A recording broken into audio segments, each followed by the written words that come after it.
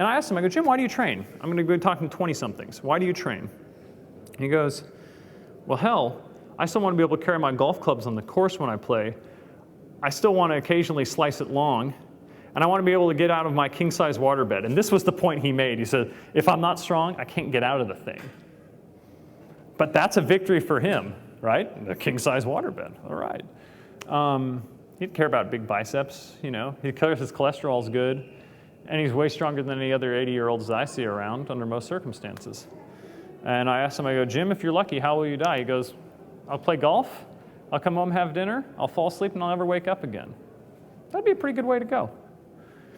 I'm not saying that training and a good diet is going to keep you from getting cancer or heart disease or diabetes or any of those things, but it stacks the deck in your favor. And if you've got a genetic disposition to get them, you're probably going to get them later, and it's probably going to be much more minor.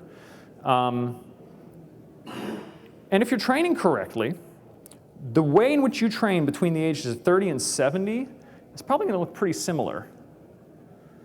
If you look at the bodybuilders of the golden era, the Arnold era, most of those guys are training nothing like they used to train. To wit, Ken O'Neill is a 67-year-old writer for Iron Man magazine. He was there during Arnold's era, Frank Zane's era, all of those guys. And I was talking to him the other day, and he's telling me about Frank Zane. Now, is anyone here familiar with Frank Zane? Frank Zane won the Mr. Olympia a number of times, which is the zenith of bodybuilding. And he won it as one of the smallest competitors to win it. His arms never measured more than 17¼ inches against these guys who had 19 or 20-inch arms. But he did it because he could show muscle really well. He could make his waist look incredibly tiny. He could flare his rib cage out, do this thing like back in the 60s, 70s, and even before, guys used to practice rib cage expansion because all the connective tissue at your ribs doesn't fully set until your late teens. So they'd practice getting this as big as possible. And then it became this illusion. They could make this big, they could make their stomachs small, and they'd look like they could fly. But Frank Zane recently had his shoulders replaced. And he says, Ken, if I would have known now, I would have trained lighter. I would have trained less often. I would have paid attention to my form more. And the point I'm making is that if you pay attention to all of that now, it might delay a little bit getting to as big as you are going to be or your athletic goals. But if it means 10, 20 years down the road, you're still walking and the joints you own are still the ones you were born with, you've done all right. And this means making sure your goals are your goals and that they're not someone else's goals. Because it's easy to go into a gym and someone says, why aren't you deadlifting? Or why are you deadlifting sumo? You should be deadlifting normal. And there's this macho pressure that's going on there, and you have to be able to separate what someone else might want for you for what you want for yourself. And if you're in this for the long haul, that perspective is necessary. And not only should the way you train at 30 be the way you train at 70, they should look fairly similar anyway. It shouldn't look any different if you have a terminal disease. April 10th, 2009, my mother passed away from complications from stage 4 colon cancer. Less than a year after she had been diagnosed. My mother was in fantastic health. She was a model when she was in her 20s. She was one of my early clients, if you will. Basically, when I didn't know what the hell I was doing, because looking back now, I've been at this for 12 years, I look back when I first got trained, I go, why the hell are these people paying me? But this is how you should be in your life, right? Every year you look back and you go, boy, I was an idiot last year. Boy, I was an idiot last year. And when you stop doing that, you should be worried. You should always be trying to strive and get better. So I look back and she was kind of my guinea pig letting me really try and refine my abilities as an instructor. So she trained really hard, she's 5'9", and after 2 kids in her mid-40s, size 4, 130 pounds, strong, all those things. Clearly, I think very highly of my mother. Honestly, I was a mama's boy. Now, she is diagnosed with cancer, and every other week, she is subjected to 55 straight hours of chemotherapy. And every other week, when she wasn't on chemotherapy, she was back as an executive assistant at the Chapman Automotive Group in the Phoenix area. It's a big, big dealership group.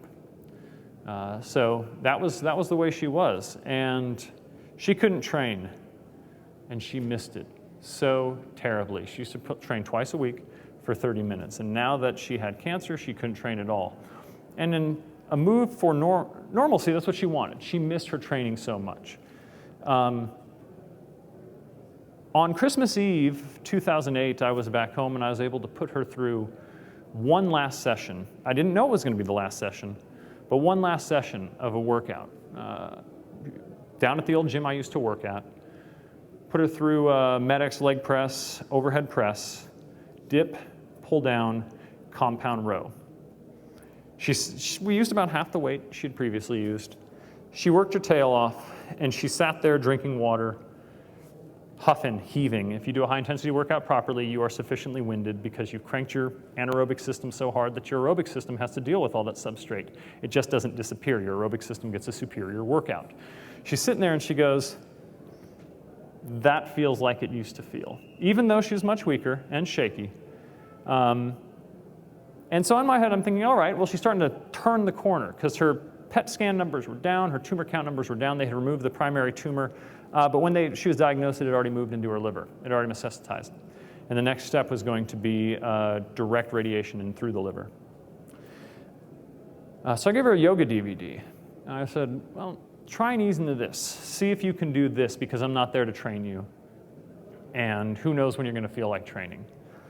So a week and a half later, she does yoga and hurts herself. You want to avoid hurting yourself, but boy, people think yoga is safe compared to lifting weights. If you lift weights properly, they tell you very quickly if they're too heavy and they're going to hurt you if you're paying attention. Yoga, you're trying to bend yourself like a pretzel. You're not going to know when you've gone too far until it's too late. She never got to train again. She passed away. She had complications from the radiation treatments. Effectively, her liver started to fall apart. And on April 10th, she passed away in Scottsdale, Arizona. So I didn't know it would be her last workout, but I think it's kind of poignant that if you do this correctly, whether you're young or you're old, sick or in health, and you're doing it in a way that is sustainable, it's not going to matter. It's going to look very similar. It's going to resemble regardless of what it is. And so that's what I really want you to take away. Yes, there's limits. All men are created equal. Some are created more equal than others. But if you're going to be doing this over the course of your life, you got to find something you like, keep it safe, keep it brief, and remind yourself it's there to make the rest of your life better. It shouldn't be your life. That's all I've got, unless you all have any questions. Well, actually, I just had a... Yeah. Oh, we got a mic. Yeah, him. What's your name, man? My name's Andy. Andy. I'm actually a reporter with the UCF student newspaper. Yeah. For sure. Well, basically, I think I had read somewhere that it's been said that 2 30-minute workouts in a day are better than doing one hour workout in a day because you're revving up your system twice. What would you say about that? The first question would be, how is the workout being defined? And I say this because for so long, aerobics was seen as the de facto workout because the crude instruments we had at the time, that is what could be tracked. Exercise science is only about 60 years old. I mean, really, your first physical education courses come about turn of the century, and they start to figure out about in the 1940s that, wait, there's science specific to this, and we need to be testing for these variables. But our instruments were not fine enough to track necessarily what happened with weight training. It's very easy to stick a person on a bike with a trainer, keep them in place, have them pedal and measure their VO2 max, their oxygen consumption, their metabolic output, and so on and so forth. So that's the tough question. This is also where the carb drink type stuff comes into play. They say, if you have carbs after your workout, and a lot of them, you're going to replenish your glycogen faster. Well, weight training doesn't decrease glycogen in the muscle tons, if you're doing it right. If you did long 2-hour sessions, yes, it would. But most of those studies that were done on cyclists doing long distances, even though they're stuck in place. So yeah, they're going to burn a lot of glycogen. That's what they're there for. So, gotcha. So 2 30-minute workouts a week or in a day. What are the workouts? And then I can answer your question better. So if it's someone who is competitively cycling, go ahead. What if it's like just walking to like lose weight? You're not burning many calories walking, and the interesting thing about walking is that it's like any skill. If you've never done it before, and even picking hilly walking, let's use that example, you start it, and you're a little over fat. It's kicking your butt, right? You're just huffing and puffing, and then you lose 10 pounds, and you do the same route again and again and again.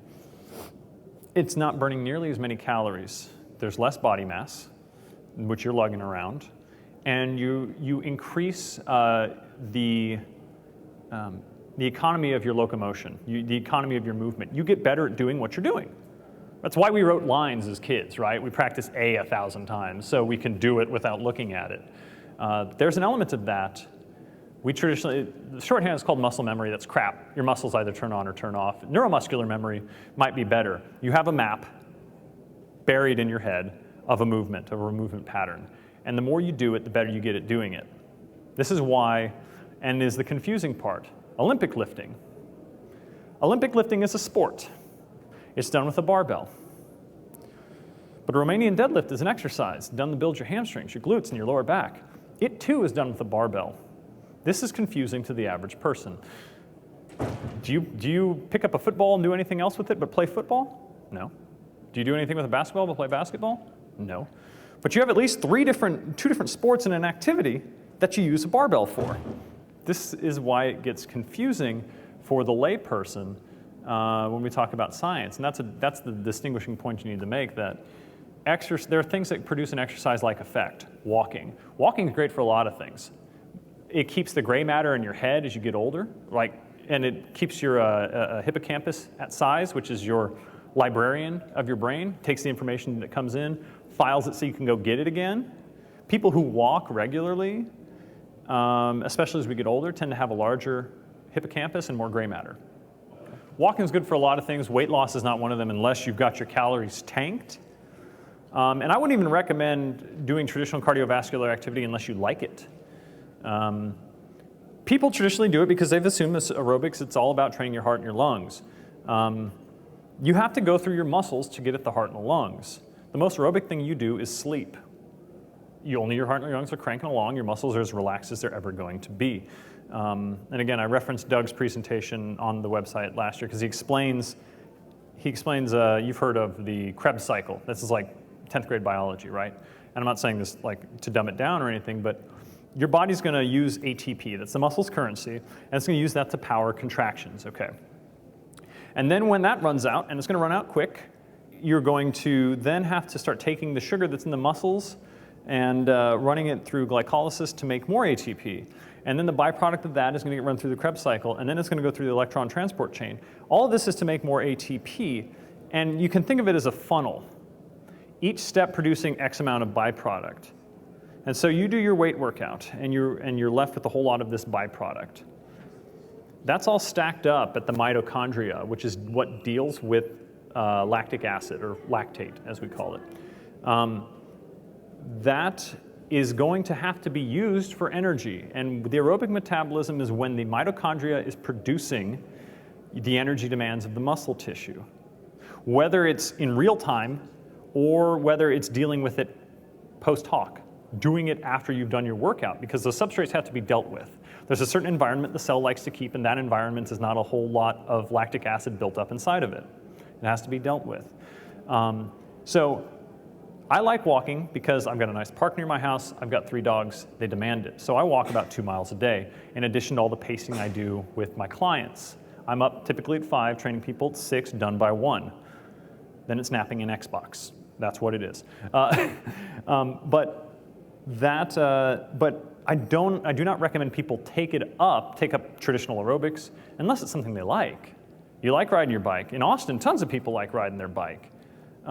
We talk to them about balancing their effort and balancing their volume of biking with their weight training so that their weight training makes their biking better.